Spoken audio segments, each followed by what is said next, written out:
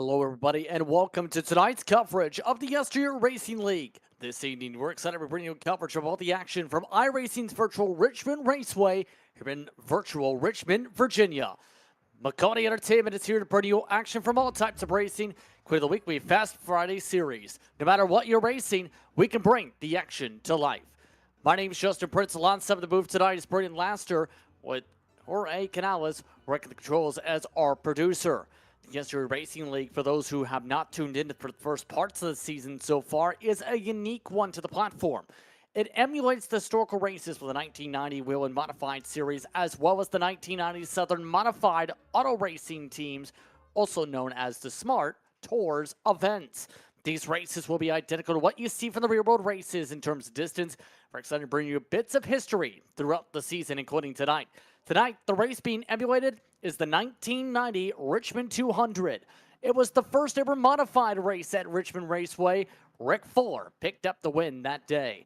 Braden, these are some of the top drivers in all of iRacing and modifieds. And as we've talked about over the season, invited drivers include members of OBRL, Bootleg Racing League, and the Red Light Racing Leagues. With that being in mind, what should we expect from these drivers tonight after an interesting start to the year? That best of the best, I think, is a great way to describe these guys. Tom Olgo has put on an absolute clinic the past couple of weeks, leading 89% of all overall laps, including almost a clean sweep last week and started on pole, led flag to flag. It was 1,000th of a second from having the fastest lap of the race. So it's going to be everyone trying to chase Tom Olgo for sure. And going to be interesting to see, though. I look at qualifying. We'll get there in a second. He's not going to be starting up front for the first time in a hot minute. You got a lot of newcomers in, a couple guys, Torrance Childs, Rory Collins. They're all coming in kind of late to the scene, but they're on some fierce competition. And these mentioned 3 big leagues. We do have our first independent in Torrance Childs being the only driver to not be from one of those 3 leagues. So interesting show for sure for these guys. I think perseverance is going to be a big deal here. We'll see how the drivers fare out tonight here at Richmond Raceway. Of course, the action track's seen a lot of racing over the past, well, few decades at the very minimum. But remember, around that time, just a couple years prior to that, Braden, they did configure the track to what you see today. So it makes sense where it lines up in terms of where the modifieds came into play. Essentially, it went from about a half mile to the 3/4 of a mile we see today. Yeah, that's basically Daytona for the Whelen Modified Tour guys in real life and here on iRacing. This is one of the biggest tracks. I believe it is the official biggest track they go to.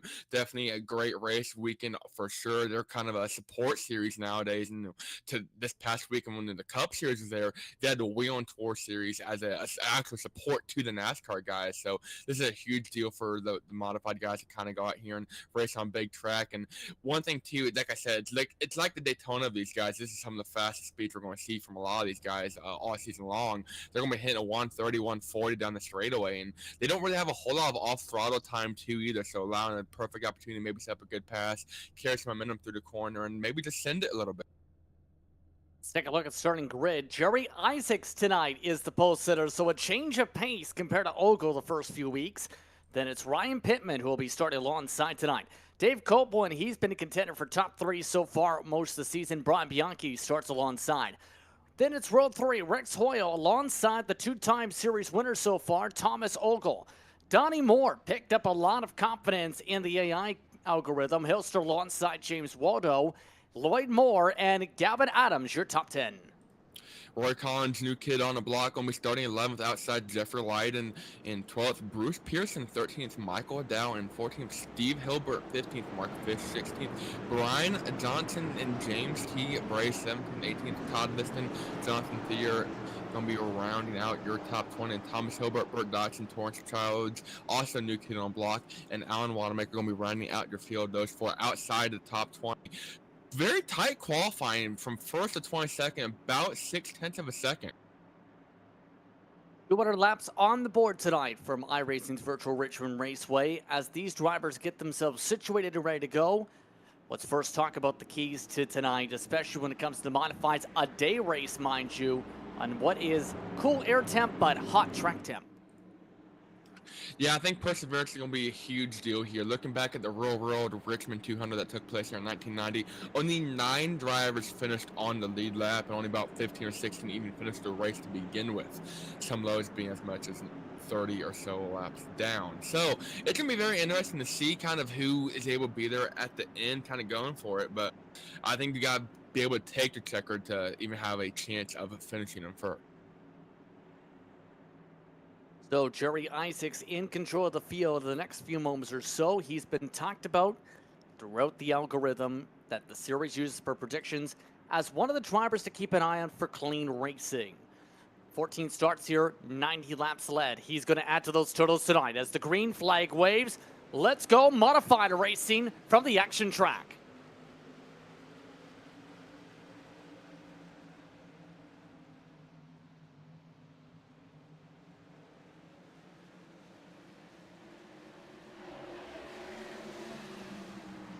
Clean start up at the front. Jerry Isaacs already up by 2 car lengths. Ryan Pittman running away for the crowd, 2 by 2, multiple rows deep.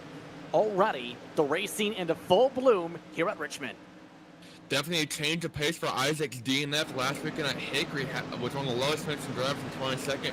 Hasn't had a great start, like I mentioned, at DNF last weekend, 11th at Martinsville. Going to lead the first couple laps here, though. Track position critical throughout these series races we've already seen throughout the season. But a lot of drivers looking to see if they can gain track position. Bianchi has not found the bottom of the racetrack yet amongst the top 5. And this is a bottom-feeding racetrack much of the way. For sure, you can definitely make a move around the outside if you want to, but tire wear is going to be a huge deal here. These drivers, they have 3 sets in the pits, but we just mentioned it, 200 laps here. You don't have to try and pace and spread your tires as much as you can, and maybe save a set for the end, but cautions, no stage breaks back in 1990, so we saw last week pretty much go almost caution-free, so it's going to be very interesting to see if a caution comes out when you come down and take tires if it does. So far, very calm start to the racing action. We talked about the historical connection. As we take a look at the back of the field and how these drivers race it out here, the first modified race at the time was a part of the Winston Twin 200s, they called it, which was also with the stock car event. We mentioned Fuller was the one who picked up the win, but that was over Mike McLaughlin, a well-known driver of the NASCAR circuit. Jen Leatley also finished 3rd that day. Dennis Setzer won in what was a NASCAR sportsman race held that same day. Yeah, they also go back to the 90s. You see guys like Mike Stefanik that were racing only up to a couple of years ago and in the NASCAR Hall of Fame now. And it's funny you mentioned Rick Fuller, who won this race. His brother, Jeff Fuller, was also competing, and we seem to also have a set of brothers as well competing in the YesterYear race here tonight. Stephen Hilbert and Thomas Hilbert are running in the 14th and 22nd respectively. So just like in 1990, we have a set of brothers. But the interesting trend that might be interesting if it crosses over today is lead changes. There are multiple of them, multiple cautions, but also 13 different lead changes back in the 1990 season. So far, clean air throughout the season has been the key part of, well, staying up at the front. Lots of these drivers in traffic have had tricky times in traffic. Yeah, traffic's been a huge deal, especially last week. We saw at Hickory, you had a lot of guys getting loosey-goosey right in front of the leaders and almost create Costco parking lot. So it was very dicey for sure. Now, we're on a lot bigger track than Hickory, so you're going to have a lot of room to kind of go and hide, maybe run the high line and just manage your tires overall better and not sending it in the corner as hard. Hickory's a very abrasive surface and definitely known for its tire wear. So I don't think we're going to see as much as that necessarily as we did last week. But one mistake in their entire race can be over. Not just yours, but also the leaders of someone else. No fast repairs for these drivers either. Keeping an eye on that lead grouping and how some of these drivers are continuing to try and deal with the dirty air. Already 11 laps into the action this time by. So when you see this so far tonight, the patience game already on display. 1 to 2 tenths of fall off per 10 laps seems to be the average. Here's an interesting though about the last race from Hickory. The race went quicker than the real world equivalent. There's a chance we might see that tonight if it goes the same trend, green the whole race. Well, I think the speed just over the years have gone so much quicker. I'm not 100% sure on what chassis or what year the iRacing scan's based off of, but I know it's at least a lot, probably I'd say 2, maybe 3 decades newer than what they were running back in 1990. So that for reference, a quick time in 1990 was set by George Kent Jr. at 21.813. That would be the 3rd slowest lap here tonight. So, like I mentioned, the first to the 22nd all be within 6 tenths of one another.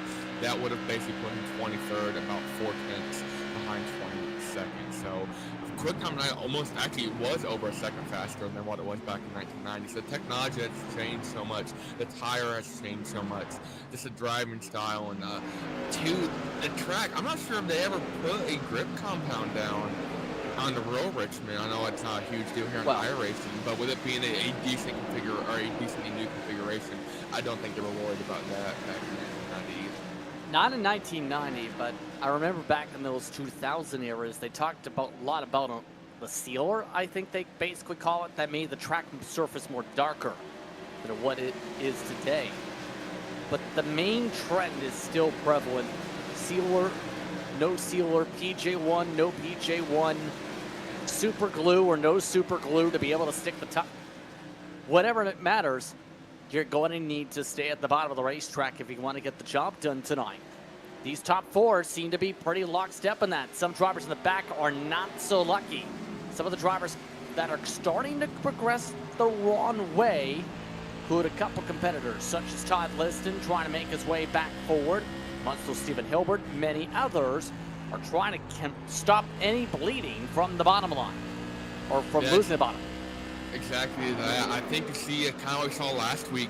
You have a 2, 3, maybe a 4-car breakaway, and as we get later in the run, you'll see some guys in the middle of the pack start to make up spots. Those that save tires a lot better than the guy before. And we got wrecked in the back. Caution already. First caution of the evening, and it's the 60 machine. That's Michael Dow going around. And so, the DQ machine loses at least a lap. Very likely can find out who got it because there is a car 69 without a front tire on their chassis. Yeah, I'm sure we're going to get a replay here in a second. I'm not really sure what caused that. I believe it was it looked like a hardware failure, if anything, for Michael Dow. He's already towed, and you see already the meatball flag. Let's take our look here. It's going to go through turn 3 and 4. Just finds that pink and purplish car right there on the screen. The camera's focused on him. He's going to come out of turn 4. That was Mark Fisher in front of him. Braids goes on the outside, but it seems Michael Dow just lost speed. He comes out of the corner on the gas and just hits the brakes and slows down about 30, 40 miles an hour. And nothing the 69 Jonathan Thier really could have done. Something broke. I said on his screen turned off, maybe? Like, that's what it looked like, JP. He had something happen where he just said, I'm out. And just like that, a couple drivers with significant damage. Jonathan Thier was the one who had the back end there. A couple tire changes already, including James Bray and a few others towards the back. Remember, there are 3 tire sets available in the pit lane for tonight's race. At the very least, we're expecting 1 stop to make it on the gas. So drivers in the field electing to take tires include a couple of your leaders. Isaacs and Pittman gave up track position to get fresh rubber after just 20 laps. Yeah, I don't know if I like that move, because now they're going to have 2 sets for 180 laps. It's going to be about 90 laps a set. And that's, if a caution comes out with 15 to go and you've already put on the final set, I think that's going to be a huge difference. They talked about the fall off being a tenth about every 10 laps, especially if you get a caution when, after 60, 70 laps, and you don't have any more tires to put on. You're looking at, half second plus fall off compared to guys with new tires, and they're just throwing their race away. So I don't know if I exactly like that move from Isaac and Pittman. We're going to have to see if it works out. I think it works out long term. We do have confirmation of Michael Dow. His wheel just turned off on him. Yeah, that did not look like a pretty circumstance there. But now these drivers are about to get ready to go. Single file restart. It looks like the field getting ready for that next time by. Now, here's the thing with Dale Copeland. He is currently third in the point standings. But also, remember, at a certain point, you start getting penalties if you cause incidents. He is already 2 warnings in the first 2 races. He needs to have a clean race if he gets marred in traffic, or better yet, fighting for the race lead tonight. Yeah, Copeland trying to have a good, clean finish. Did get that second place at Martinsville, kind of put him in that podium spot in the points. That 8th last week at Hickory, but he started second. And it's kind of faded back. We talked about guys not really having long run speed. That was one of the guys that we saw late in the race kind of fall off like a rock, not really able to have anything. Then again, we did finish that race on an extremely long green flag run. I think it was upwards of 120 or so laps. So it's hard to manage tires and put 100 plus laps in the rear. Coming up to the restart, this time by lights are out on top of the iRacing pace truck. Already 23 laps down when the green flag flies. Your top 5 is Copeland, Ogle, Lloyd Moore, Waldo, and Leiden, should say. Now, see how this restart flares on up here. Again, YesterYear Racing action continuing here on Maconi Entertainment. Green flag is out, backing away from Richmond. A clean start from the 55. Already 2 and 3 1 to the back of the field. A lot of guys trying to sort it out, that single file restart. We got one, though, coming out of the pits. I believe that's Michael Dowd. Michael Dowd back on track, 5 laps down. So we do have 23 of our original 24 starters back on track. But Dale Copeland continues to be out front of Thomas Ogle. The question is, when you got Thomas Ogle behind you, the question is not if, but when. So the patience game is on to see how the strategies play out here. Your points leader for the series already up to second as a result of the strategy calls. Seems to be chomping at the bit here to try and close up the gap to Copeland. Ogle actually hasn't really had to make a whole lot of passes all year. We do have an interesting stat. You want to talk about making a quality pass, which I believe is a pass counting inside the top 5. Ogle hasn't made a single quality pass. The reason for that is because he's always been up front. Like, started up front and stayed there. That's wild. Well, it's not surprising, but it's wild that he hasn't had to make a pass. By the way, black flag, you've seen the driver peeling down there. That was Alan Wanamaker picking up a black flag for the restart. Here's Thomas Ogle. Already showing the nose a little bit. Still needs to close up a few car lengths to be able to do something here. Just can't seem to close up the gap. Right about here is where this has been almost like an air bubble. I've heard a lot of guys talk about that too, especially on the newer tire model. I mean, just for the modifieds, but from the NASCARs, to get so close, and just kind of lose that front grip and to get tight coming off, and the guy in front of gets a better drive off, and it's a big training throughout the whole field. But like we mentioned though, with Ogle, he's led 89% of the laps, 311 out of 350, I believe, of the laps in the first 2 races combined to the end of the night. Also had a good track record here, but right now he's trying to provide pressure. Copeland to the wall. Here comes Thomas Ogle to the race lead. Thomas Ogle, your points leader, to the point. Definitely the greatest move. He's gonna get turned. Oh no!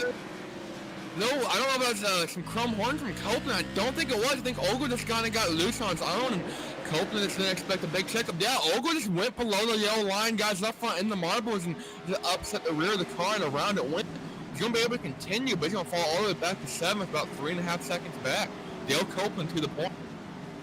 So no caution. We stay green, and Thomas Ogle will end up having a lot of lost track position. He had been the fastest on the track prior to that point.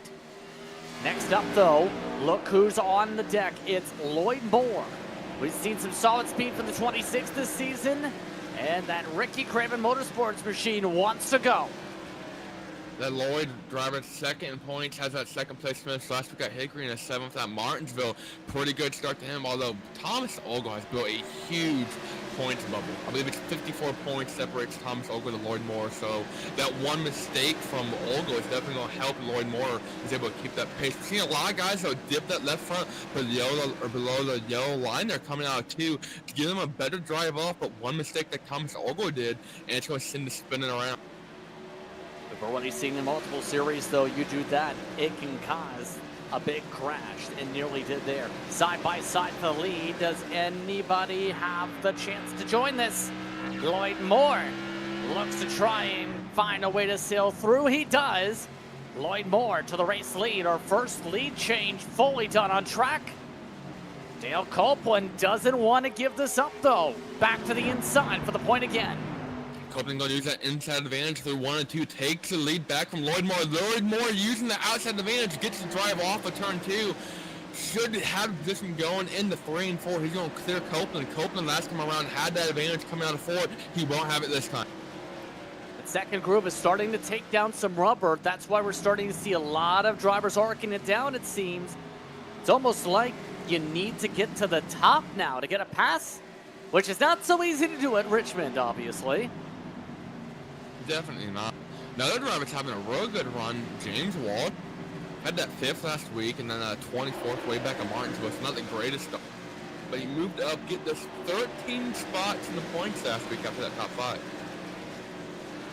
One of the 5 drivers that are considered a dark horse potentially for the race win tonight. So far, keeping a solid tempo with Leiden also in that respective main group. Donnie Moore has just parked it for the race. Also of note, Alan Wanamaker had a series of black flags. He's now out of the race as well. So 2 different drivers are now officially off the racetrack. Keeping up with the battling up towards the front, though. For those curious on the average pace, 3/4 of a second of fall off now. We're right on that trend, about 1/10 of fall off every 10 laps still. These drivers will eventually need a caution. They talk about drivers going off the racetrack. We do have Jonathan Thier back on. He was involved in that lap 27 or 28 accident where he lost his right front tire. So he's going to be about lap 17 or 18. So he's going to be about 20 laps down low. So he is back on track. He's picking up spots. He should pass Donnie Moore before too long. And actually, Alan Wallmaker just did also come back on track himself, albeit 8 laps down. So a lot of guys out here kind of turning laps, picking up spots. I'm not sure what happened to Donnie Moore. Yeah, that one is an interesting one. We'll see if we get the answer for that in a moment or so. Believe he pulled down under green as he had been running in 21st position. We're still racing on the track, though. The other Moore still continuing up at the point. Now, let's talk about those who have taken tires. Right now, Ryan Pittman is the first of those on the freshest rubber here. The 08 machine, 5 seconds behind your race leader. He passed Isaacs in traffic and is running away from Isaacs, in fact, right here. Everybody else is in our second or so back who is on that tire strat. So far, they're about the exact same pace as your front drivers. Yeah, it's just one thing I didn't really like about that strategy call. I don't think it's going to do anything different. They're going to burn up a lot of rubber getting through the pack. And Pittman, though, inside that top 10, about 5 seconds back from Lloyd Moore, your leader. So I think you'd rather have that extra set late in the race, but we'll have to just see how it plays out. I think if it goes long run, we do have a driver pitting. I'm not sure who that was. And is that Alan? That's Alan Wanamaker. It has not been a good night. He picked up a black flag, tried to serve it, didn't get it clear, came back in, towed on the back straightaway on the apron. The league owner is not having a good night. He is currently your 3rd last on the circuit, 9 laps down, and he just disqualified himself. I think he just wanted to beat Donnie Moore. I think that's all it was. He came out, did enough laps to beat Donnie Moore, and he's going to park it and call it a night. Yeah, gonna be hard to come back from 9 laps down here at a racetrack like this. No lucky dogs. Single file restart still. Also to think about in terms of some of the movement, Brian Johnson is also in this train. He's your current biggest mover. Currently from 17th to 6th. Slowly but surely, though, Thomas Ogle is also about to join the lead pack again. He had been about 10, 15 car lengths back of that group after the spin earlier. So some guys find some good mid-race, late-pace speed here. Now is the time when you start to see who's really good at saving tires and who's not. This is that money spot where they're going to lose a ton of time or make up, and you really don't. It's hard as a driver mentally to kind of save your tires. You want to go as fast as you can, as hard as you can every single lap, and you kind of got to pack yourself up, especially with this modified. We're dealing, 500-600 plus horsepower here. It's really easy to burn off the rears, especially on corner exits when you get back to the gas. But we're going to see who's been most patient on their wear, and I'm sure we're going to see some drivers start to make some mid, I guess, stage charges.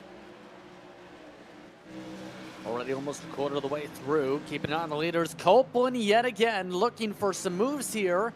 This time he's trying the diamond line. Nearly ran over the back of Lloyd Moore, in fact, to try and get some of these launches down.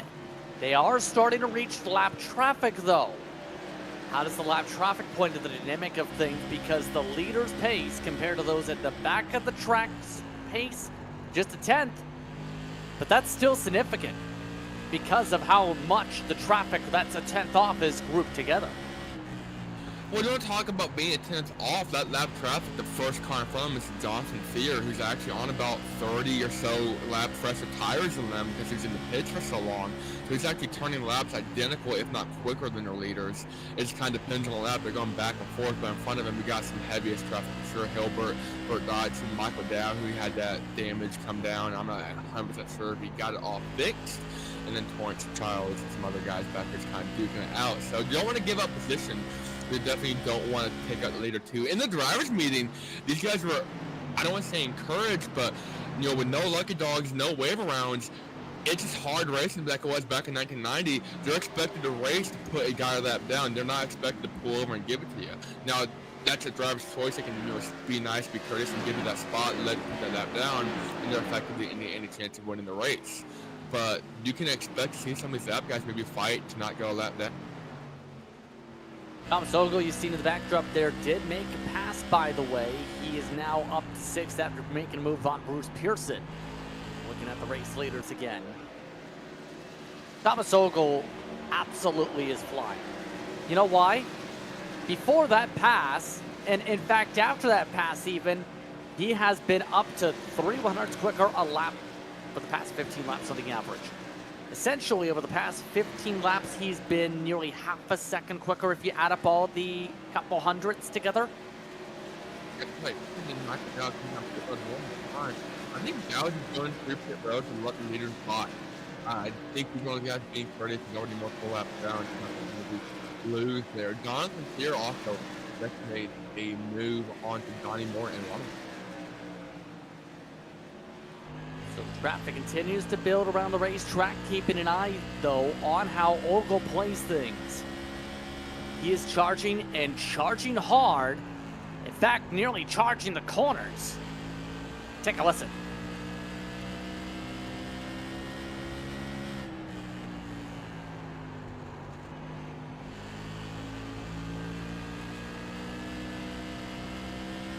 It's getting smoother and smoother when it comes to the throttle movement.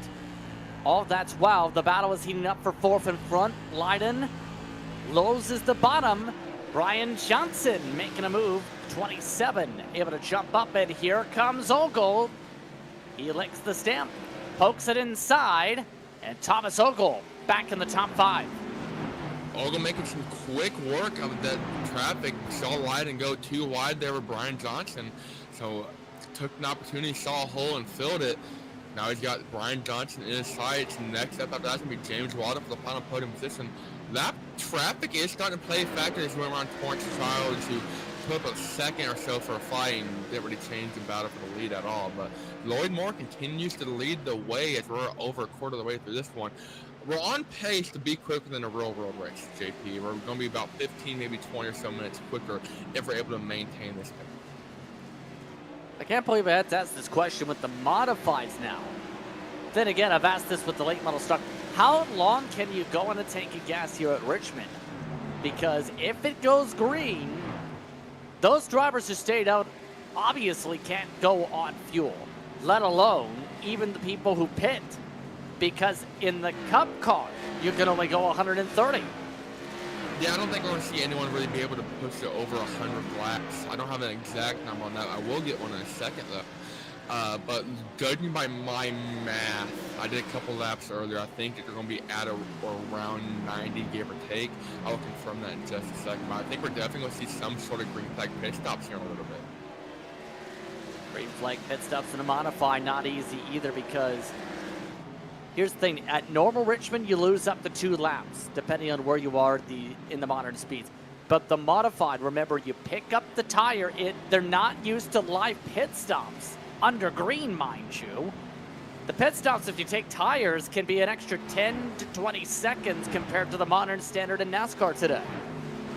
And not just that, but this is a track that's very tricky to get on the pit road. It's not open and wide. It's a very tight and narrow entrance right at the past the middle or so of the corner. So we got to carry speed through the corner to not lose that much time, and then be able to, crank the front wheels, get enough grip, and hopefully not hit the pit barrel coming into the pit. Traffic starting to build up. You see right now with the race leaders, the top 2 breaking ahead. But that traffic continues to fall right in front of these leaders. You have Jonathan Thier yet again had cycled in front still. With Thomas Hilbert, Bert Dotson nearly in range to be a lap. Then there's a little pocket from there. Wouldn't be surprised if somebody's used as a pick here. That's going to be the big question. Who's going to end up being in that spot? And the battle for the lead's kind of heating up. Copeland slowly but surely picked off 100th, 100th, 100th, 100th. And he's made up about 10th and a half the last couple laps. So he's within 2/10 though of Lloyd Moore, actually right on the back bumper almost. They got some heavy... Hold on, that's traffic. All trying to choose different lines. One driver in the wall. Thomas Hilbert nearly bounces off the leaders. Jonathan Thier smacked the wall in the YesterYear machine. And Bert Dotson's now at the tail end of the lead lap. The leader's able to survive. A little bit of miscommunication. One driver wanted to let everybody go. One slammed the wall while they did that. Almost had contact. They're coming off of 4. Thier and Copeland about made contact. And then Bert Dotson got a little too close. I would think he would have wished for with Copeland. That's going to allow Lloyd Moore to build up about an extra 10th or so of a barrier to Copeland. These two have put on, though, a clinic compared to everyone else. 2 seconds to almost the third position. James, contact right from the leaders. Bert Dotson hard into the wall. That was with contact with Thier. We're under caution for the second time as 2 lap cars crash in turn 2. Well, that almost got real ugly. I do apologize. The leaders were already past them, so it wasn't right in front of the leaders, but it was right in front of a lot of lead-packed guys. It did collect one of the lead lappers. Brian Bianchi clipped the tail end of that incident. No suspension damage, it appears, but still picked up contact. Also, black flag towards Childs just sped into pit road. That's going to shake things up. We're talking about guys going to be maybe tight on fuel, so this is definitely going to change up that strategy a little. Imagine everyone pits here. So 6 machine getting the worst of it there already without a front tire. And as expected, it's a pit party on the racetrack. Every single driver on the lead lap is coming in this time by to make sure they are good to go at the very least or close to it for the fuel tanks. Let's take a commercial break. We can come back, run things down here. Most of the field taking the first pit stop. Others down to 1 tire set remaining after the break. When you want to be the best, you can't settle for the rest. For anything on iRacing, there's just one name you need, Maconi. With the launch of Maconi Entertainment and Maconi Competizone alongside Maconi Setup Shop, we now provide the best of the best in setups, paint schemes, coaching, broadcasting, and event organization. With cars across all 4 license classes, we have what you need to hit the track with confidence. Grab a subscription and save money while going fast at MaconiSetupShop.com/subscriptions. And remember, at Maconi Setup Shop, there are setups, but your victories.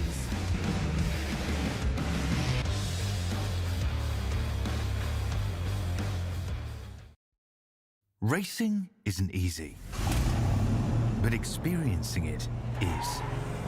iRacing puts you in the driver's seat with the industry's leading sim racing game. Drive on laser scan replicas of the greatest racing circuits from around the world. Go head-to-head against other drivers chosen by skill-based matchmaking to ensure competitive racing at every level. Compete across all your favorite series. In officially licensed cars, engineered to deliver the most accurate driving experience possible.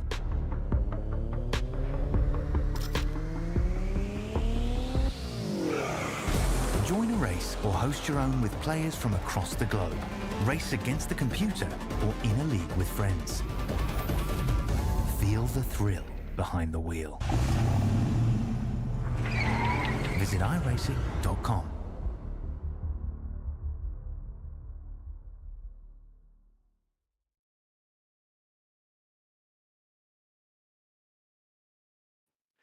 Welcome back to tonight's coverage. Let's take a look at what caused the caution flag here. As mentioned, 2 lap cars making contact. That time it's the contact from behind, sends the 6 in the wall, and then calamity. That was Jonathan Thier in the 69 and Burt Dodson in the 6. Dodson came out definitely worse for the wear on that one. He's going to go multiple laps down, still in the pits, getting that right front fixed, but losing that right front's not necessarily the end of the road. Jonathan Thier lost his, and he's still on track. And actually, at the rate this race is going, still on track, I think, to get a good top 20 finish. Now, right now, top 20 yet to be at least within 4 laps of the leader to be in that mark. Thier is 20 laps down now and is still in the race. Michael Dow is back in pit road, 24 laps down. But here's how the situation's looking. Ryan Pittman is in the race lead. A 19-second pit stop. Todd Liston did the same. A lot of fuel-only stops, it looks like, here to fill the tanks. Isaacs, Hoyle, Lloyd Moore were the top 5. Moore took tires. Back underway. Old rubber at the front. Fresh tires in the middle. Yeah, that difference in tires going to change up strategy for a lot of guys. Well, Ryan Pittman out front and center started second, didn't need a single lap until now, so his first lap's led for the season for Pittman. See how long this lasts with the difference in rubber. We've seen the effects starting to build up a little bit for the caution flag period. There is lap traffic mixed in here. Mark Fish is right now in 16th. He's the last car, essentially amongst those with a chance to get a lap back. They are currently 3rd on track, and those lead lappers are going to have to fight around the far on the 42 and fast here. A lot of guys trying to make quick work of the slower traffic, get up to the front. Pittman, though, one of the few drivers that have perfect top 10 attendance, only 1 top 5, and that they forced back at Martinsville. Hasn't seen Pittman. We got a driver stopped right on track in front of the leaders. I'm not sure who that was. That was wow. Almost rough. That was just about a disaster. That was Torrance Childs, who on debut stopped on the racetrack down the back straightaway. We are still green. That did spook things out a little bit. Todd Liston's lost a lot of ground with that. I would be very scared too if I were to go make a move and all of a sudden the car parked in the line I was looking at. It looked like Torrance went to go down pit road, maybe get some damage fixed, serve a penalty or something. I believe he did have a penalty. And we talked about how tight it is to get on the pit road, and he just missed it. And it's still serving a penalty. Now, as much of the field continues to circulate the bottom of the racetrack, top 5 within 1.5 seconds. Up 9 in all this still is Johnson, but we were talking about Liston. He was the biggest mover before pit stops. He is the biggest mover now. The biggest thing, though, we've touched upon a lot already. Can he maintain long run speed? That's going to be the name of the game. Still over 120 laps left in this one. A lot of race. Pittman, though, seems to be doing a real good job at keeping Liston at bay. They got Jerry Isaacs in 3rd. You got Rex Hoyle in 4th. Lloyd Moore in 5th. So a lot of good fast talented drivers here in the top 5. All try and go at it, but go at it clean. You see the train effect. Previously, we had 3 drivers pull away and kind of leave 4th, 5th on back behind, but your top 5 all within a second. Slowly but surely keeping things tightly packed together. And Pittman's got a problem. Pittman starting to slide up to the race lead. Todd Liston, Jerry Isaacs also coming through. All of a sudden, Pittman started to fall off a cliff. Pittman really struggling. He's going to lose third as well to Jerry Isaacs. Now he's about to lose fourth to Rex Hoyle. Here comes Lloyd Moore trying to get a piece of the pie as well. And he is. Pittman going to go from first to fifth in just a couple of corners. Just like that, the older rubber starting to go. That's turning down across Pittman now. Moore around, able to recoup though. He's going to lose a ton. That was not the smartest of calls in that sequence. We keep going there. So you had Pittman sliding up. It was Lloyd Moore who hit the apron in that. And now you have drivers running each other over back there. Lloyd Moore just about punted somebody. Now Moore is going to be very anxious to get back through the field. He's one of the fastest drivers we've seen all night. He's inside the top 5 for the first time in a hot minute. Now going to be way on the bubble for the top 10 run. Todd Liston, now your race leader over Jerry Isaacs. Isaacs the pole sitter and looked very strong in the clean air before. Now, how long does Liston last? He's been able to get sustained leads before in things like late models. This is not a late model, though. I mean, everyone's on a somewhat same strategy. You got a fresher or so set tires. Everyone, like I said, though, somewhat on the same lap-wide count on tires. I don't think it's going to be a huge disadvantage. Did qualify all the way back in 19th, and we've talked about that bubble. It's very hard to get around drivers. Now, that was at the beginning of the race. We put more rubber down on the outside, making it more easy to pass, but still that air bubble with these cars. You get right up to someone, you go make a pass, and you get a little tight on exit, kind of loosens it up a little bit too, because you put on the front or on the grip on the front to the rear to the front to the rear where the upsets the car. So Jerry Isaacs going to have a handful trying to get back up in the lead and around this. Same cycle on the tires. Isaacs is the quicker of the two. Currently, he's been quicker for the past 5 laps, at least a couple hundredths. Couple hundredths is not enough to make the pass, obviously. Now, you know who is flying on the fresher tires? Dale Copeland, we've seen him leading for a long while. He is up into the 4th position in the 55. He's the first on the new tires. And right now, he is also running even quicker than those in the top 2. So I think maintaining tires is what's going to be key. You got a couple of guys that are really trying to go fast, make up time, but I don't think it's going to work out in the long run, especially if it goes green for the rest of the race. Looking at well over 100 laps, I don't think it's going to be, but we haven't really seen a whole lot of cautions from the YesterYear Racing League, so I don't think you can count on it. 10 laps away from the halfway point for those just tuning in. YesterYear Racing currently in the midst of a busy season, trying to recreate history for the 1990 modified campaigns, Whelen Modifieds, and the S.M.A.R.T Tour. Right now, your race leader, Todd Liston, over Isaacs, Hoyle, Copeland, and Bianchi. The interesting about the 41's case, he was spun around with the caution and gained time because he had to stay out on, essentially get the fuel only rather. He was on those who had pit in the first caution sequence. Continue to see just who will be able to live up to this pressure, expecting the flip of the switch soon for the pressures. Speaking of, I guess, conceding to the pressure, Michael Dowd, we talked about going out and just persevering despite being multiple laps down, has parked it for the night, so he's going to finish in the 22nd spot. Bert Dodson's still getting some damage fixed. Johnson's here, though, 20 laps down, still out there chugging. Torrance Childs, we talked about him a little bit ago. He had the instant where he parked right in front of the leaders on the pit entrance. He's still out there 7 laps down. Stephen Hilbert and Thomas Hilbert brothers are 18th and 17th. Stephen 4 laps down. Hilbert 1 lap down. And Mark Fish is currently the first driver. Up front. Here we go. Isaacs has the nose. Jerry Isaacs looking to wrap the bottom. Forces a lift. Near contact. Here comes Rex Hoyle as well with the popcorn seat. And contact to the Nerf bars. Liston getting loose.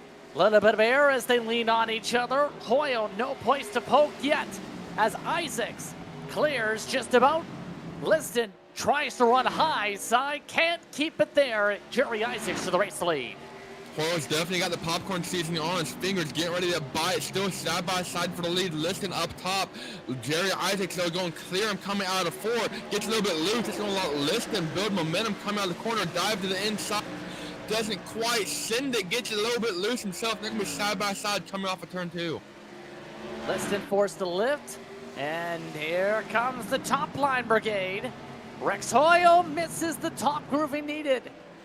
Here comes the fresher tires. Copeland, now he's in the popcorn seat. Isaacs looks to run. All the freshies look to line up and get into the battle. Yeah, everyone's got butterfingers trying to get a cheap spot if they can. We saw how much Copeland fell from the lead with a second he got shuffled out of the line. You got a lot of guys here all within a second because they're getting ready to pounce. Jerry Isaacs, though, started up front going lead, looking to come halfway by the next couple laps. Starting to really fly through portions of this race here tonight. A little bit of wiggle. Lead calms down for the time being. Of note, Bert Dodson is back in the race, 29 laps down. He is in front of the leaders now. After exiting the pit road, James Bray just pit under green. So an issue going on with the 20 machine. 30 machine of Gavin Adams also pit under green. So in other words, a lot of those drivers are starting to pick up attrition. Jerry Isaacs gains himself a buffer now with the traffic as Dodson chooses middle. Dodson just came back out on track, so gonna have some fresher tires, but don't have a lot of damage though. Just took the minimum required and gonna let most of the lead pack guys get up in the marbles. I've seen guys wreck themselves doing that, trying to let guys go on by. Thankfully he does not do that, but he's out here just trying to get some spots if he can help. Yeah. I mean, we just came off a week of official racing at Martinsville Speedway. You know what the most common way for cautions to breed cautions outside of, you know, people making contact there was? Drivers running and doing exactly that where there's no grip, as we've already crossed the halfway point. It's very easy to do. It's very enticing to get up there. There's a ton of room, a ton of grip, or a ton of lines to where it looked like there would be grip, but you can't really see it on the broadcast. We get up close on your screens from the driver's standpoint. There's only about 2.5, maybe 3 lanes right now on the track, and the rest is just marbles. And think, oh, marbles, and it's laid down rubber to get up there. There's just no grip whatsoever, and it's very easy to go around. So just past the halfway point, continuing to see Liston start to pick up some tempo, actually. Never mind, he picks up a lot of contact to the wall. Todd Liston, yet again, makes the most common mistake of tonight's race, putting the left front tire at the edge of that yellow line and onto the apron. Yeah, we saw, I believe it was Olga earlier do it and lose a ton of time. And that line slowly moving up. They could dip it about, you know, a quarter to an eighth of a line or to a lane below it and make up a ton of time on corner 8. And they're putting more and more rubber down there, so now they can't really get that close to it and old-ish rubber without it kind of going around without having any warning. So that's some drivers are going to see that, make a note, and maybe be a little more cautious playing that game. On the bright side for Liston, he's still in the top 5. He cycled just in front of second on fresher tires, Brian Johnson. Able to continue at least a solid run. Maybe I should stop talking because he just hit the wall again. Up in front of them, Copeland and Bianchi yet again. This is for third. Copeland looks to be saving a touch. Bianchi seems to be on the prowl. He doesn't want to save yet. Now Bianchi's on the move, started fourth, currently running fourth. Oh, he went to podium. He's hungry for a podium. So trying to get around Copeland. It's easier too to save tires if you can get around Copeland here and then start to save your tires, because Copeland's kind of on that preserving strategy himself for playing a heavy game of defense. That's when put Bianchi in the same spot Copeland is right now, and you're able to play better defense. Nothing is though, they're running near dead even in terms of their lines here. We've seen the diamond line seem to do well on corner exit. We've seen drivers be able to pressurize mistakes. What would you add in terms of ways to make some moves work outside of, you know, have a lap car fall from the sky? Yeah, definitely lap traffic's a good way to make a cheap move, but you can't really expect it every single time. Maybe just try to pressure the guy in a mistake, but we're talking about Brian Bianchi, Dale Copeland. These two are only separated by 1 point. They're in third and fourth with Dale Copeland coming in over Bianchi. So, I mean, these two have been almost perfect all season long. They finished every single lap except for one that goes to Copeland at 349 out of 350. So these two, they're more about finishing races. I don't think they're going to try to pressure each other into a mistake, especially not into a racing into a mistake. They're thinking long term here. They're going to try to do it clean. But I don't expect to see Bianchi use the chrome horns, but it's definitely a good way to make a pass. Building up a momentum, going down the straightaway and closing up that gap, building that or breaking that bubble, and then using the front bump a little bit, coming into the corner, upset them. And with these cars, it's very easy to do, but it's also very easy to end somebody's race up. Isaacs, though, meanwhile, continues to live up to the pressure, at least up at the front right now. We talked a little bit about him. He is very solid whenever he leads. We've seen that so far tonight. He's been able to handle the pressure of Hoyo, but also Coppola Bianchi here. Isaacs might have a chance to win from the pole, but in a very different way, obviously. Well, we've had Tom Ogle take the pole and win from pole both for the first two races here. Isaac, on the hand, hasn't had the same luck. He hasn't even had a top 10 at all this season. So far, though, coming into favor for this one. Highlight of the season was that 11th place finish at Martinsville, all the way back in week 1 DNF last week at Hickory, I believe. So, a good turnaround for him for sure. Isaac's one of those we talked about for the very series. He's from the OBRL branch of the invitees. Also has experience in TKC in the go-kart scene. So the top 4 consider rides still keeping an eye on these drivers in the front of the field. Running out of laps to try and get the job done is the mindset here. Todd Liston is fading away though, because Todd Liston keeps on making self-mistakes. He hit the wall on his own down the middle of the back straightaway, and now he's up for grabs by 2 for 1. You want to talk about someone that's also fading real fast, not to interrupt the JP, but Ryan Pittman's about to go a lap down. Currently the last driver on the lead lap, running in 13. So in just 40 laps, he has lost basically every single spot. And once you go a lap down, we've talked about it, it's almost a deficit as far as winning the race.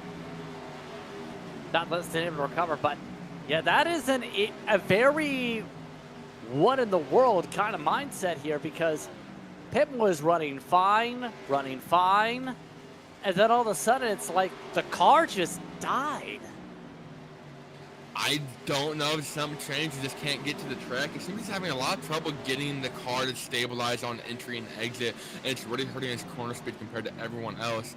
We also have had another DNF tonight. James Bray is going to finish 10, 11 laps down. He's going to save Pittman. And the caution reason is going to be an interesting one. I believe it was Rory Collins in the 62. Now, remember, if you go at Richmond, 45 degrees or more through a corner on the racing surface, that can trigger the caution flag. He rode the apron into turn 1 and 2, slid 45 degrees, caution flag. We'll see that in a moment. But that is a saving grace for a few drivers and a strategy Tetris cube for a couple others, or Rubik's Cubes, whatever you like to enjoy. It's going to save Collins, too, I believe, from going a lap down. He was going to be next in line or there shortly after Pittman. So a lot of guys getting saved by this. So 13 drivers still on the lead lap. For reference, 8, I believe. It's 8 or 9 were finished on the lead lap. There's that caution right there. Really no need for it. Just iRacing, thought it'd be a good one. Actually, we had contact under pit road. Roy Collins of Richmond for caution got a little help getting into his pit stop from Mark Fish. So we've had issues in pit road. Might need to take another look here, because the pit speed limit is 40 miles an hour.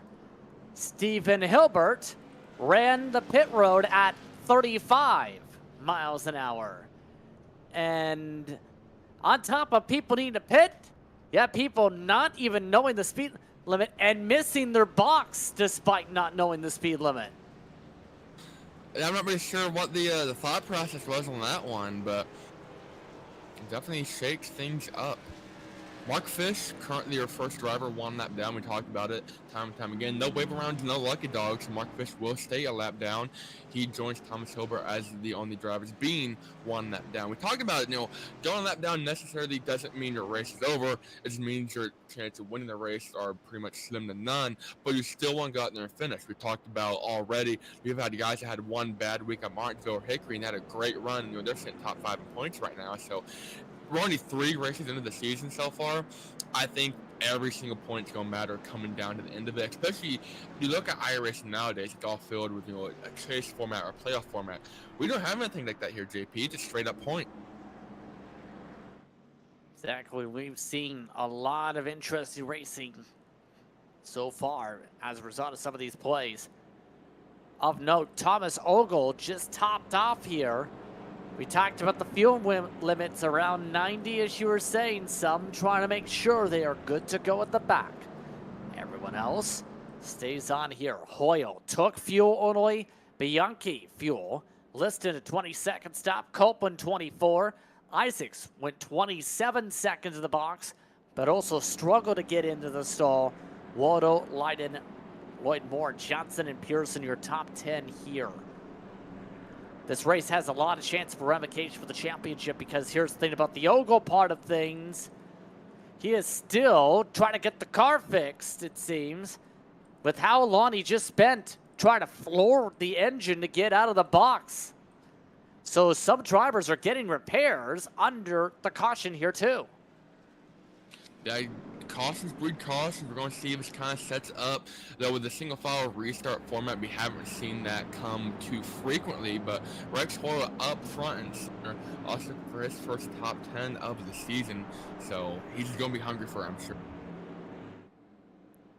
Lights are out on top of the iRacing pace truck. It's been one of the more competitive races so far this season. Hoyle, Bianchi, Liston, Copeland, Isaacs, your top 5. Multiple different contenders so far this evening. We've had lead changes galore. 6 different leaders. We're back on our way with a new leader. And Hoyle looking to control the tempo. The only driver not yet to lead in the top 5 is the one in second. Bianchi wants it. Bianchi's got to run, forced to check up again. He's going to settle Bianchi in second for now, but he's right on the back bumper. Rex Hoyle trying to get the lead coming off of turn 4. Can't quite get there. Only a couple opportunities to really present itself per lap. Talked about, you got to build a good momentum run going in the corner. You can't just seize the opportunity. And I want to propose itself, I say go for it. But you got to kind of set yourself up lap after lap after lap, and just kind of pressure Rex Hoyle into making a mistake if you can. Coming up to 75 to go next time by at the flag stand. Right now, Bianchi looking to provide the pressure. Liston still in the top 3. Fresher tires, but 4 fish on backish. Getting confirmation fully on that, but here's the thing. Any caution after this can cause the strategy rubrics cube. Strategy worksheet, let's just go with the easy phrasing on that, to, have a lot of scribbles on it. For sure. You got Bianchi, though, trying to scribble his way into the lead. Hoyle running a bit of a different line, running a lot lower than we've seen guys run before the caution. Most guys are running back that middle group. Hoyle is getting right on that yellow line, and while it seems to be fast, it's definitely treacherous. Did anybody provide the chance to get a run yet? We've seen, though, pressurize the leader. You can make the pass. Rex Hoyle seems to be holding firmly despite said pressure so far. We've had one driver with a bit of slopes again. More wall contact, James Watto. Everybody else fine. Bianchi seemed to struggle, nearly hits the wall. Liston nearly hit the wall again. And this just can't seem to get himself in the wall out of that date. Hoyle almost right rear, does his right rear into the wall. That's going to allow Bianchi an opportunity. Pressure making a mistake, and exactly is what Hoyle did, make a mistake. Bianchi not really able to capitalize off it, close up to him, but not able to make a move for the lead yet. But their top 3 all under a blanket. Hoyle, Bianchi, and Liston. Rex Hoyle, on top of having experience in OBRL, also has experience in series like the East Coast Racing Series. Here's the thing. You know what he races in that series, Braden? Modifieds. Modifieds are definitely a rare breed on the iRacing platform. Not a whole lot of guys like them, but they do like and love them. And they offer two different kinds out of the Whelen Modified here, which is what we're seeing based off the real life Whelen 4 Modified, and of the SK Modified, which is I believe a thinner tire, not as much horsepower. Definitely a heavier and a slower top speed. I don't think anyone's going to try and do a top speed run in the Modified anytime soon. And on top of that, you talk about the experience levels in some of these drivers. You keep an eye on that battle for second. Should be worth noting, Rex Hoyle is amongst those from the sim community as far back as 2007, but then our 2003. How do we know that? Thankful to the Bull Ring because they kept it on every single Modified Series champion for 10 years on that platform. He was a champion in multiple different series as far back as last decade and a half. That's a lot of seat time. Yeah, that's about 20 years worth. That is a ton of experience, a ton of seat time. So definitely putting it to the work nice. Liston gonna get a little loose off of turn 4. Played went a little too close to the sun, that yellow line. It seems very inviting, it seems very fast and getting a better drive off, but it's going to upset him. Then again, he might wash up in a wall, who knows with Liston. He's been in that wall quite a bit tonight, so far able to keep it going. Liston right now trying to keep his car out of the wall, keep it from being burnt up in the sun, keep it from becoming a part of an eclipse of contact from another car that sends him into the fires of the sun. Liston still playing the defense. The rest of the field cycles to the back, but Jerry Isaacs, we've seen him wait patiently at times. We're running out of patience time. Yeah, time definitely not your friend right now. We're trying to set up a run. Only about 64-ish laps to go. My math's looking correctly. Liston getting loose one more time. I don't know how he's doing it every single lap. I think it's going to bite him more than it has all night as he's trying to pick up every single ounce of grip he can on track. I think it's definitely going to overcorrect or something that we saw earlier with Burt Dodson. Liston seems to be fast. He's just playing it on the edge of control. Well, Weeble wobbles. Jerry Isaacs just about scrubbed the wall, trying to line up the straight line. Now the championship conversation. Remember, it is the Latford system for this series. Essentially the series point system that was seen for NASCAR in the 70s all the way up to the early 2000s. Well, Thomas Ogle started off very strong in this series so far, Braden. He is 13th. With how things are going, he's going to lose the points lead with how he's been running so far tonight.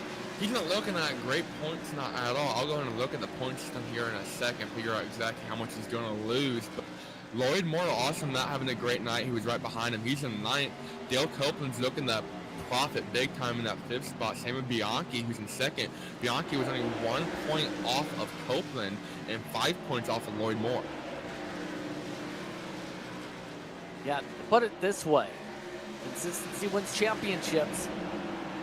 You don't want to end up being, to give video game comparisons, the driver who loses the championship because they didn't get 31 top 5s instead of 32 on the championship. Here's Bianchi attack Todd Liston all of a sudden.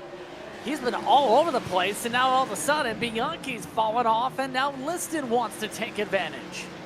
I don't know how Liston's modified the straight. As much as he's hit the wall tonight, he might have been in just the right way, give him a little bit of extra speed. And so far, he's definitely taken. Dude, this guy, just see how loose he is, making contact with Bianchi. Going Bianchi up the track, that's going to allow more guys than Jerry Isaacs still help to get in line, maybe put their hand in the cookie pot. No one takes a bite yet. Near disaster yet again. Still side by side. Everybody using up the nerf bars. Rex Hoyle already has broken the draft from everybody. Liston up to 2nd again. And they're not done yet. Bianchi and contact. They stack up. Liston slides. Isaacs passes. And somehow. Copeland in the back. No, James Never Martin, mind. where's he? He's going to spin off a turn 4. No caution yet. But he's going to lose a ton of time and a ton of spots if he can't get it going. Still no caution. He had contact and help from Copeland. Everyone's stacked up. Saw it there under screen. And it's kind of accordion effect. Copeland comes down the track trying to find a hole. Profit off that, and Waldo had nowhere to go except for the left rear of Copeland because Copeland came down, and this is going to hurt Waldo big time. He's going to go a lap down maybe. Finally able to get it going, no cost. Oh, they're not done yet, though. Lots of traffic now in front of the 2x2 building up. Still side by side back there with some of the drifty drifts. Todd Liston alongside Copeland. Lap traffic top side. That's James Waldo, who was the driver who spun out, already has lost a lap. And Waldo doesn't seem to be in the business of letting anybody go after what just happened.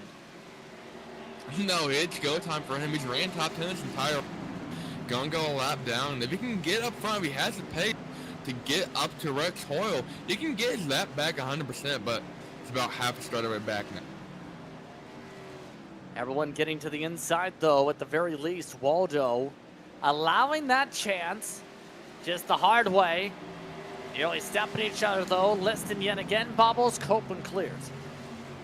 It's worth being said, the leader's up 2 seconds, and now more lap traffic is nearly hitting the leaders. All of a sudden, it's boxing glove time at the action track. Definitely getting the gloves. Oh, we're going to go 3 wide with Waldo. Waldo, Brooke Dodson, and Lloyd Moore all going 3 wide. All 3 on their own different laps, so risking it all for nothing, but putting on a good show for sure. Leads 1.8 seconds. Jerry Isaacs is now set free, though. He's got clean air. True test now underway for Isaacs. He is gaining through the corners, but losing a touch bit of ground down the front straightaway. This past sentence, he's gained a 10th. It's going to take a while. He might get there within about 30 laps to go. That time is winding down. Foil building a pretty good bubble. Isaacs got a handful of Bianchi trying to get that second spot from Isaacs. These two have kind of pulled away. They got Brian Johnson and Copeland put on their own battle with Liston. Top 10 is definitely most competitive it's been all night outside of Rex Hoyle or leader. We'll see if he's just burning his stuff up, but with everyone else basically in a battle of their own sorts, I think he's sitting pretty comfortable right now. Field trying to chip back down the gap. For now, though, if you go just behind this, look at that. It's Brian Johnson now high side. 55, Copeland trying to protect the bottom. Todd Liston yet again on another set into the inside groove. Brian Johnson, that 5th spot, we haven't talked about him all night, whether you're all season. 18th a couple weeks ago at Martinsville, and looking to get his first top 10 run of the season. Go even maybe get a top 5 at podium if he's lucky. Their contacts yet again, though. He's running higher up on the track anyway. Liston nearly makes contact with the nerve bar yet again. 3 wide. Back to 2 wide and 3 wide yet again. Lloyd Moore saying, you know what, I want to go. The apron says, you know what, that's not a racing line. Catch him outside. How about that? He's going to fade back, though. Let these guys duke it on out. Todd Liston, Dale Copeland, all these guys are going to get single file. Johnson, though, taking the outside of Liston. Try and make up some ground. I don't think these guys are really worried about fuel or tires. They're duking out like it's the last lap. We still got almost 50 laps to go. 46 to be precise. That time by the stripe.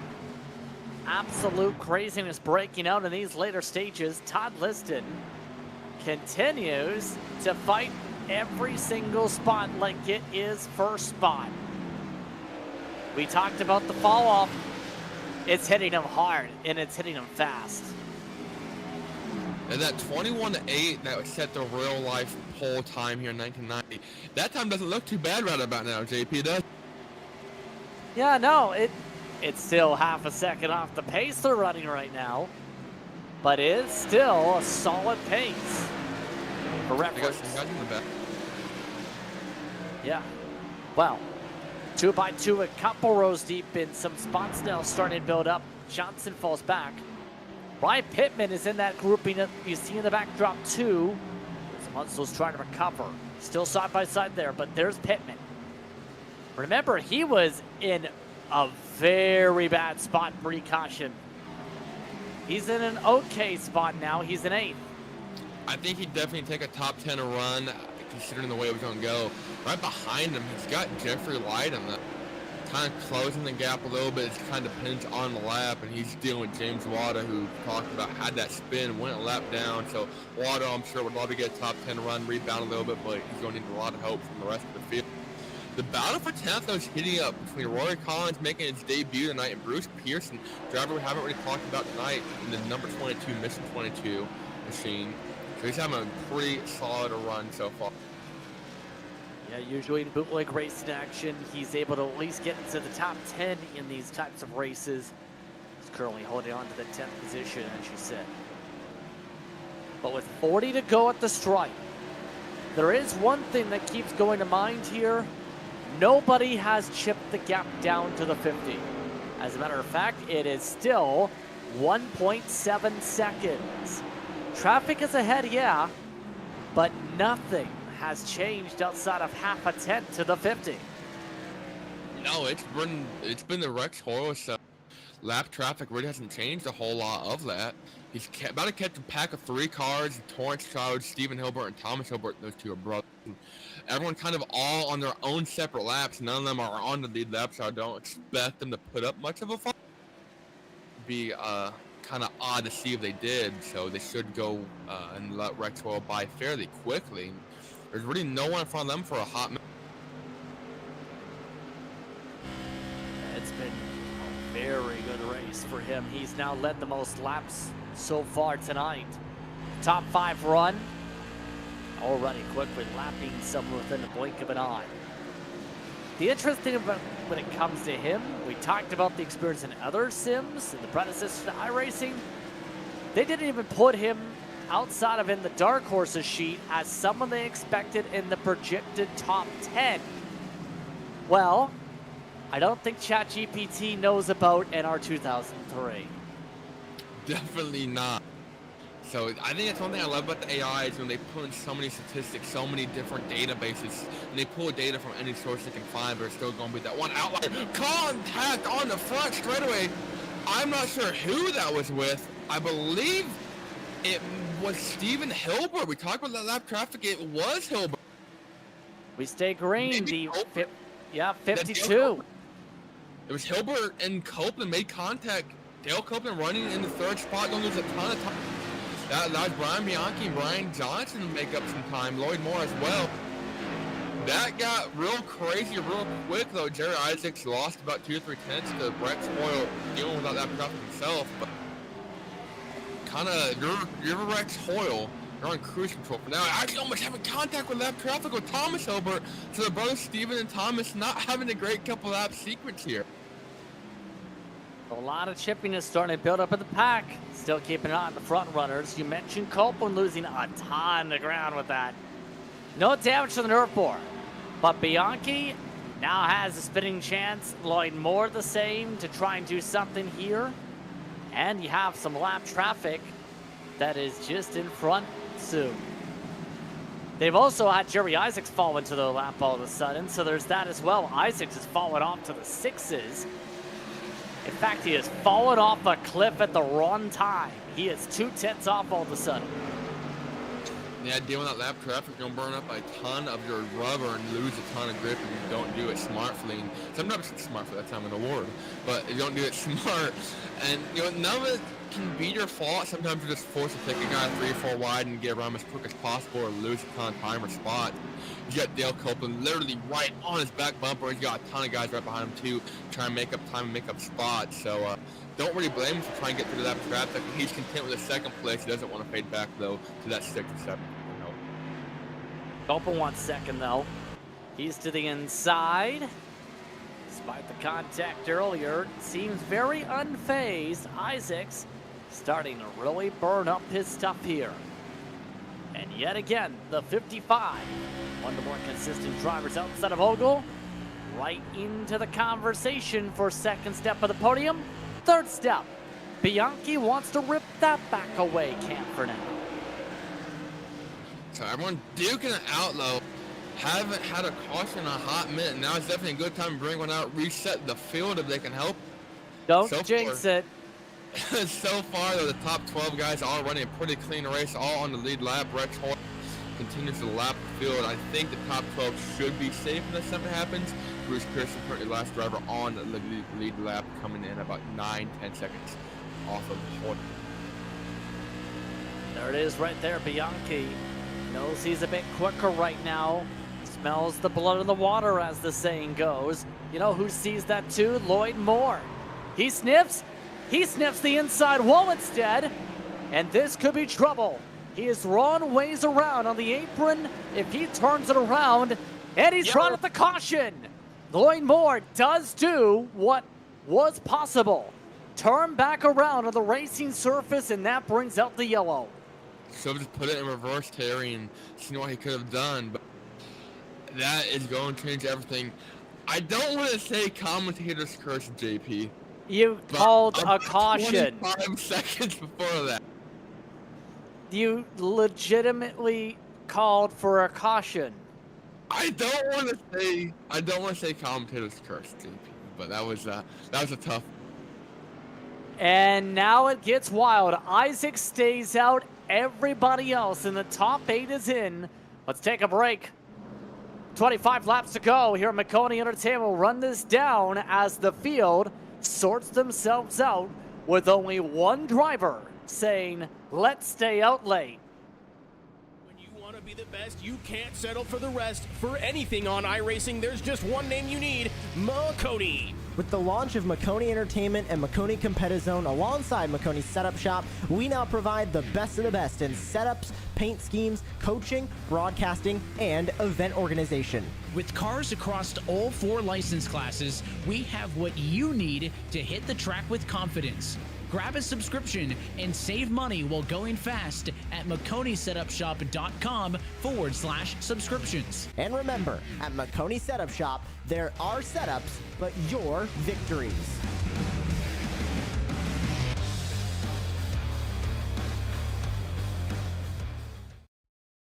Racing isn't easy, but experiencing it is. iRacing puts you in the driver's seat with the industry's leading sim racing game. Drive on laser scan replicas of the greatest racing circuits from around the world. Go head-to-head against other drivers chosen by skill-based matchmaking to ensure competitive racing at every level. Compete across all your favorite series. In officially licensed cars, engineered to deliver the most accurate driving experience possible.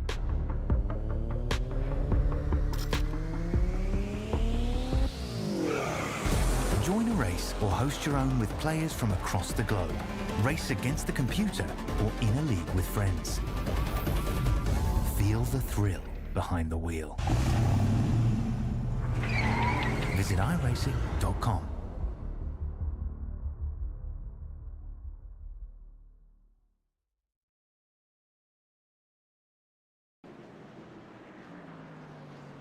Welcome back to Maconi Entertainment, where Jerry Isaacs rolls the dice and tries to stay out. Nobody else had any tire sets available, but a lot of drivers did, at the very least, make adjustments or take fuel during the caution sequence here. So the caution comes out because of Lloyd Moore spinning around the backstretch and then turning around on said backstretch. You got to feel for Hoyle. He'll be starting third, and because we're not within 10 to go, there are a lot of cars that Isaacs can use as buffers. And not just that. So you mentioned no one had no one had tire sets remaining. No one in the top 9 did. You gotta go back a couple spots. Thomas Ogle, Lloyd Moore, who brought the caution, and Brian Johnson all took tires at last time by. So I brought it up, earlier in the race when some guys pitted very early. I think you want to save a set for that 10, 15, 20 to go caution. I think this is going to put Thomas Ogle, Lloyd Moore, and Brian Johnson in perfect real estate here to maybe pick up lost spot. Isaacs is the leader. Then it's lap traffic of Childs, Adams, Hilbert. Rory Cousins took 4 seconds of fuel to get the second. They're stacking up already. Hoyle up to second. Now Hilbert nearly turns himself across the leaders. Now Hilbert is putting the 50 in the wall. Hilbert wrecks one of the leaders. They're 3-4 wide down the back straightaway. Hilbert still getting ran over. And all of a sudden, Rory Cousins is within 2 seconds of the leader. And Rory doing a real good job to work the step traffic, try and make up some lost time. Bianchi, though, going still second for him across the line. Jerry Isaacs, Bianchi, Rory Collins, your top three. Collins on the not real, I don't know if it's a risky strat, but came down to Sebastian on field. He's going to try to go the distance. Not to watch those fresh tires, too, work their way through the field. Thomas Ogle already inside the top 5 almost. He's on the recovery drive. This is exactly what he needed. Pittman inside of Rory Collins, rather. He's going to say, see you later. Now to Todd Liston as well. Now, here's the thing. Lap traffic, that's the last of the leader. Childs nearly to the wall. Now it gets interesting. Isaacs was falling off hard before the caution. He's up by 1.6 seconds with 18 laps to go. Can anybody close up the gap and then do the pass with how Isaacs was struggling? Pittman's definitely got the momentum, same with Todd Liston and Rory Collins, but I think having that huge gap of lap cars, and it takes a handful of laps to get your cars up to temperature here, and Jerry, all he had to do was kind of cool us down a little bit, and he's actually turning very competitive times compared to the here we guys go. Rex Hoyle on the wall. More drivers wrecked down the back straightaway. No caution yet. Slow him down the back stretch. Now the comes out. Childs, Hilbert, and more jump in. Tommy lost Thomas Ogle's right front tire. That's kind of where that all started with Rex Hoyle.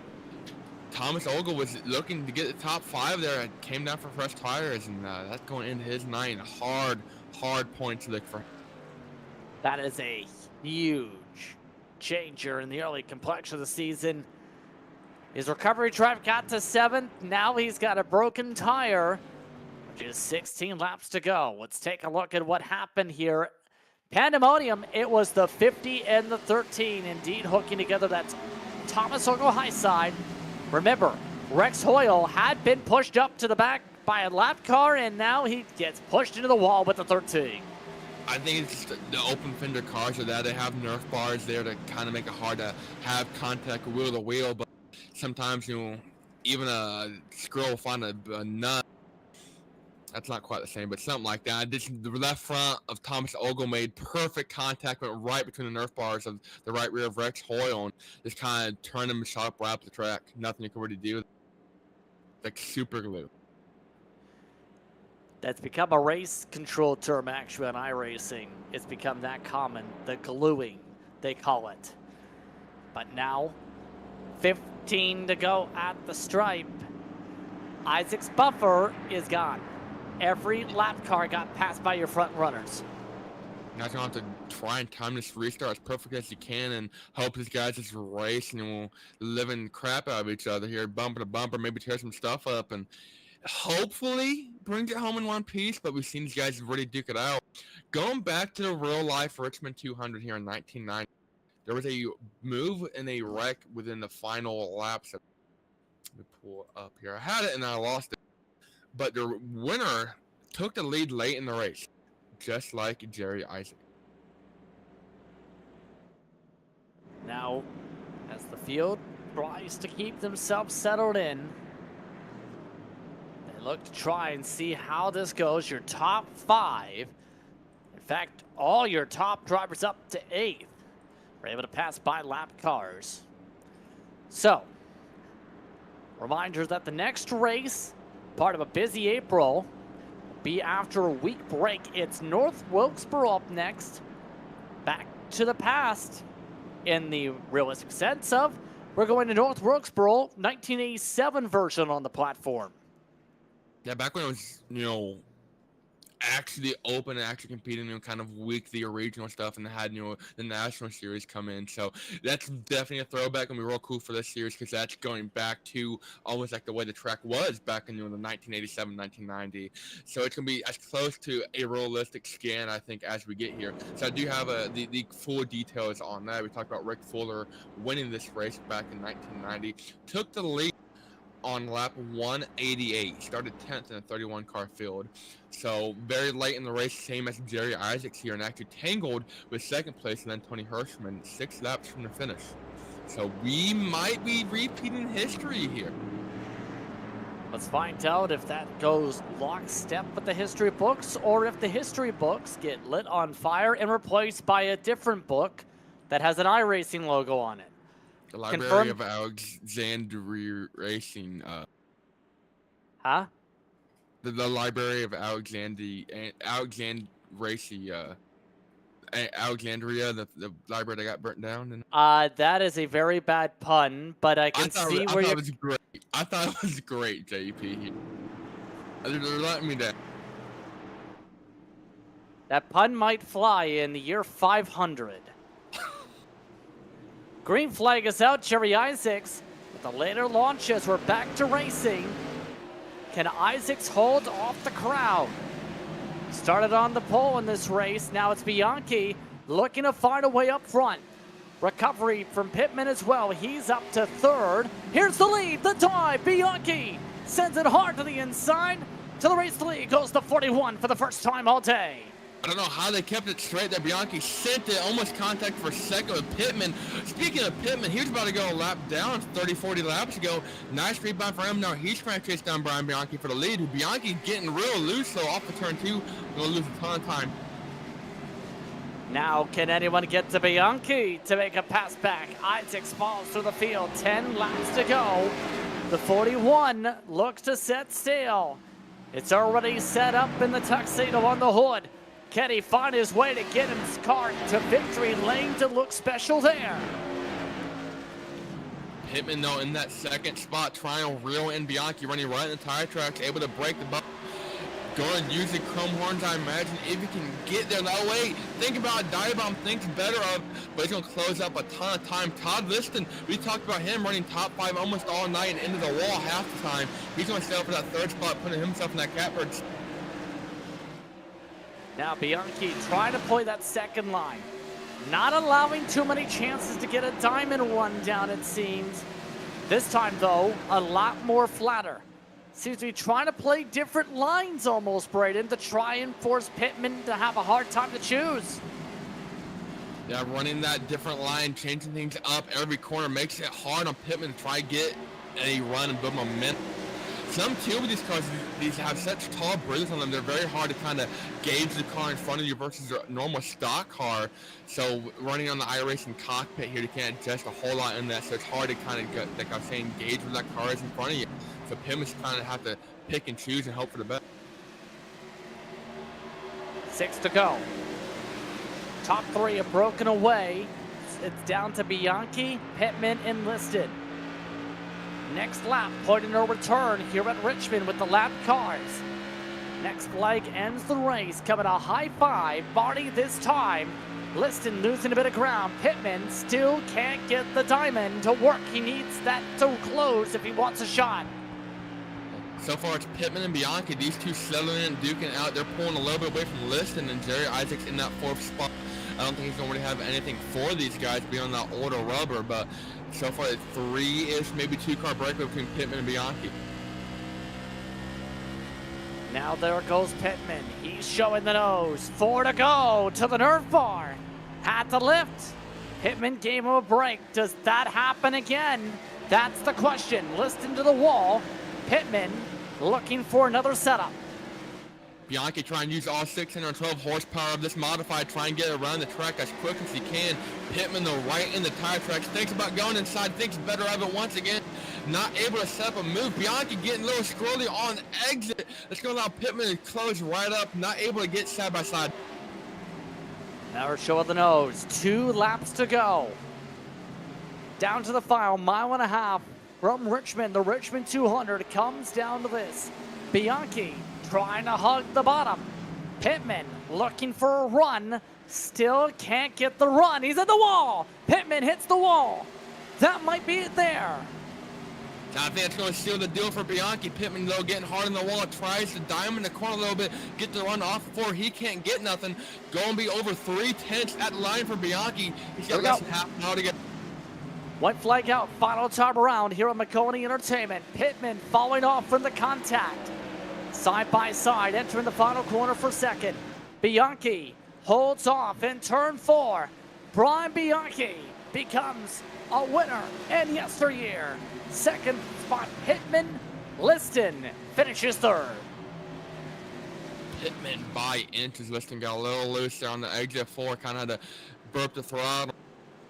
Could have easily made contact though going into 3, so that's in some good hard short track racing there between those guys. It's Brian Bianchi who becomes the first different winner of the season. And as mentioned, you look towards the engine. His sponsor for this car, for 505 Motorsports, just so happens to be wearing a tuxedo. He's already well dressed for victory lane. He gets to celebrate from it tonight. Burn it down 15 inches of rubber all the way around 15 inches to burn. 600 plus horsepower these bad boys make, so we're going to see him definitely put some smoke on for these fans. Good point night too. Bianchi came into the night. We talked about 4th in points. You got to look at the people in front of him. Dale Copeland, he finishes 8th. Lloyd Moore, he finishes way down the list. I'm not even sure where Lloyd at 10th. And then Thomas Ogle, their points leader, DNF tonight. He's going to finish officially 17th after it's all said and done. So very good points night for Bianchi. Might very well come out tonight with the points lead. Lot to talk about. Let's take a quick step aside. Post-race coverage after this. You're watching Maconi Entertainment. When you want to be the best, you can't settle for the rest. For anything on iRacing, there's just one name you need, Maconi. With the launch of Maconi Entertainment and Maconi Competizone alongside Maconi Setup Shop, we now provide the best of the best in setups, paint schemes, coaching, broadcasting, and event organization. With cars across all 4 license classes, we have what you need to hit the track with confidence. Grab a subscription and save money while going fast at MaconiSetupShop.com/subscriptions. And remember, at Maconi Setup Shop, there are setups, but your victories.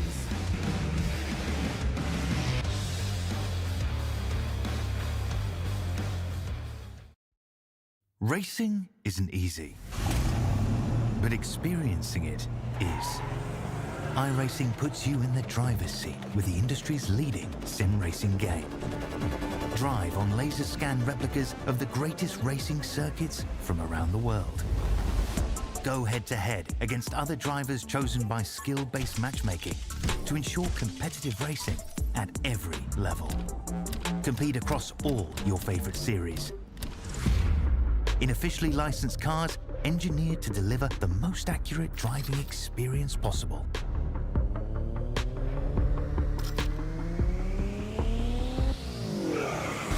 Join a race or host your own with players from across the globe. Race against the computer or in a league with friends. Feel the thrill behind the wheel. Visit iRacing.com.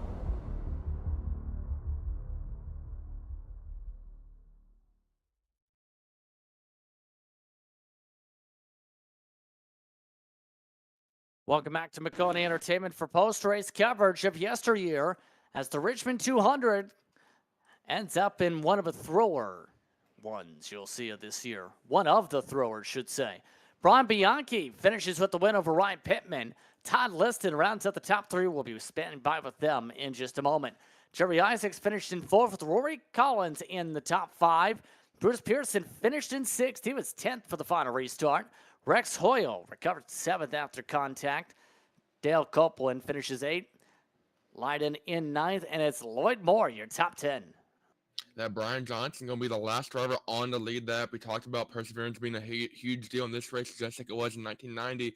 On driver low to, like I said, the last driver to finish on the lead lap. James Waldo overcomes a lot of adversity himself, coming out of 4th to finish 12th. Mark Fish in 13th. Those 2 drivers are 1 lap down. Gavin Adams and Thomas Hilbert going to be 3 laps down in 14th and 15th. Steven joins his brother Thomas right behind him in 16th to 9 down. Thomas Ogle came in tonight, your points leader, led 89% of the laps this season, doesn't lead a single lap, comes home in 17th, 16 laps down. Jonathan Thier, 20 laps down in 18th. Torrance Childs, 26 down in 19th.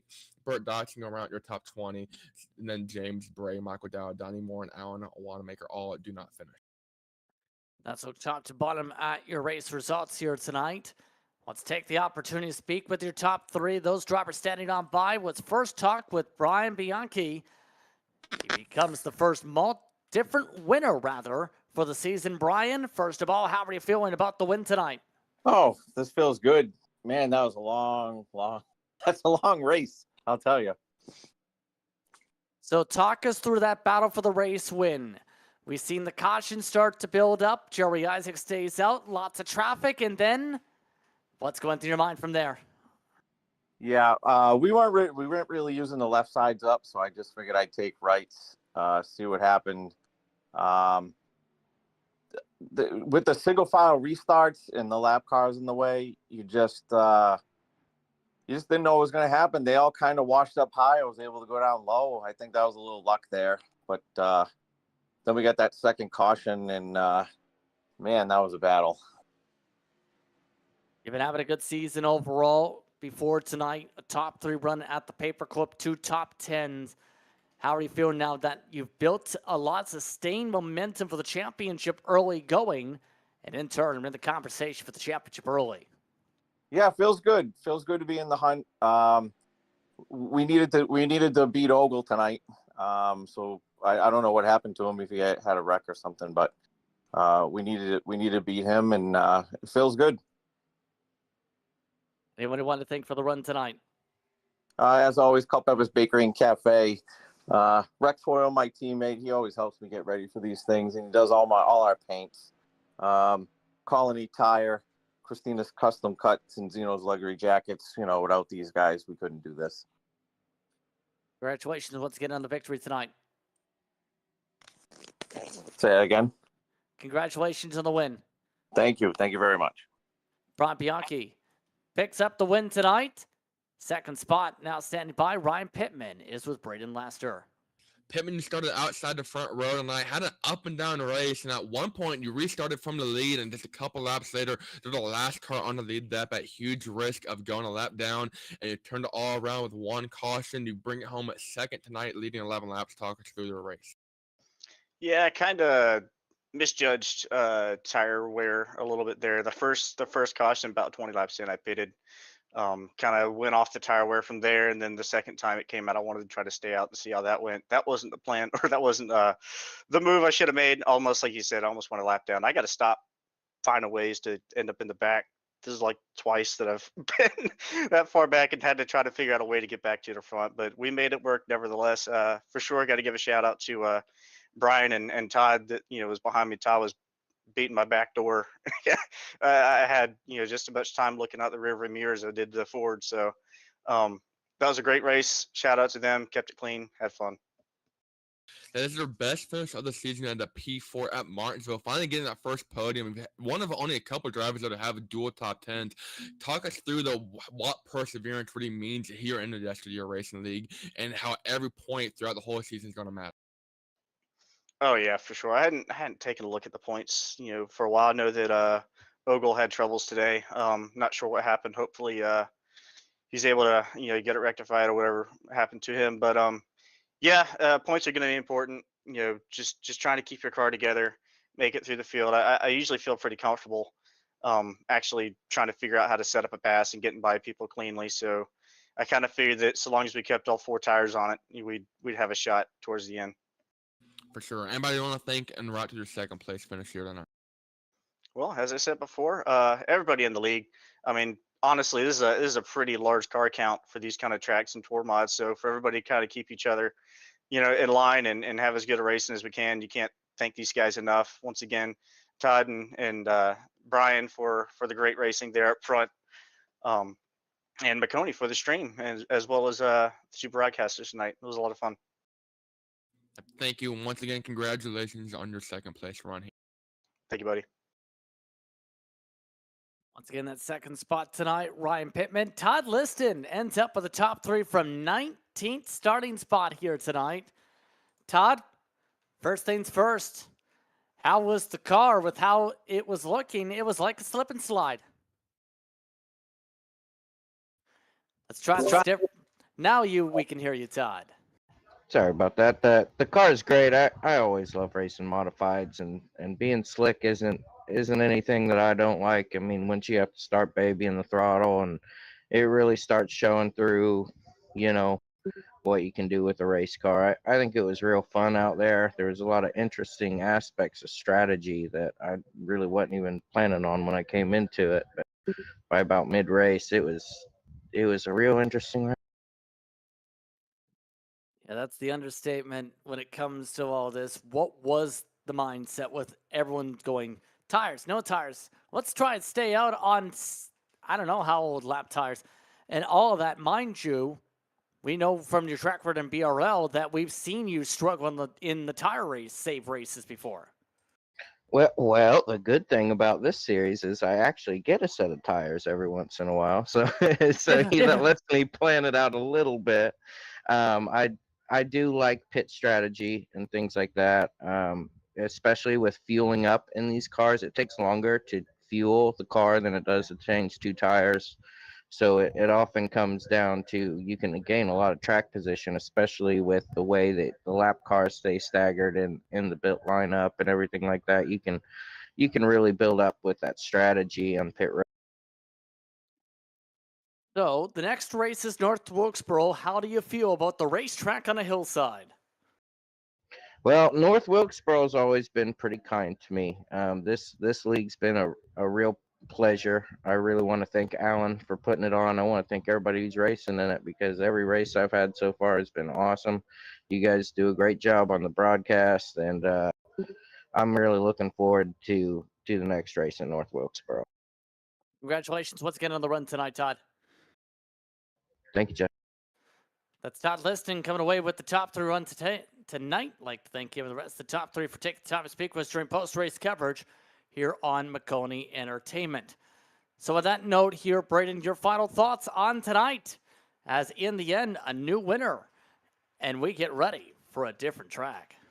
Yeah, I think it's going to set the tone for the rest of the season. A lot of guys out here having good runs, getting ruined late in the race. Thomas Ogle looking at the points before any bonus points are accounted, which actually will hurt Thomas Ogle. Brian Bianchi comes out of this race as your points leader, only 6 points to Ryan Pittman and about 9 points to Thomas Ogle. So points battle heating up, only 3 races in, and next time we go out on track, it's going to be North Wilkesboro. Going to be a lot of tire wear, a lot of dicey and slicey. Once again, that's Tuesday, April the 23rd, an 8:30 p.m. start once again. Be sure to tune in here on Maconi Entertainment.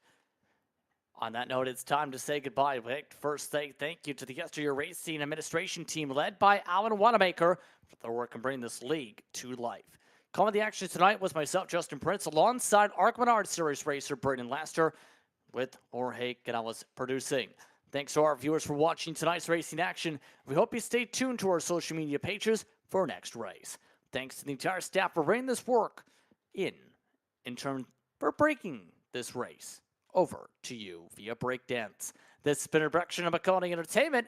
We'll see you next time. When you want to be the best, you can't settle for the rest. For anything on iRacing, there's just one name you need, Maconi. With the launch of Maconi Entertainment and Maconi Competizone alongside Maconi Setup Shop, we now provide the best of the best in setups, paint schemes, coaching, broadcasting, and event organization. With cars across all 4 license classes, we have what you need to hit the track with confidence. Grab a subscription and save money while going fast at MaconiSetupShop.com/subscriptions. And remember, at Maconi Setup Shop, there are setups, but your victories.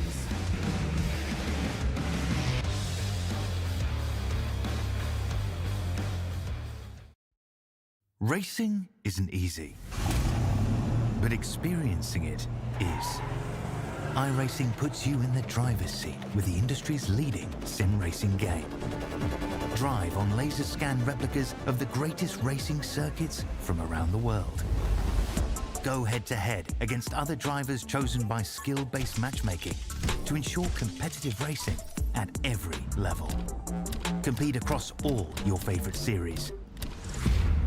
In officially licensed cars, engineered to deliver the most accurate driving experience possible.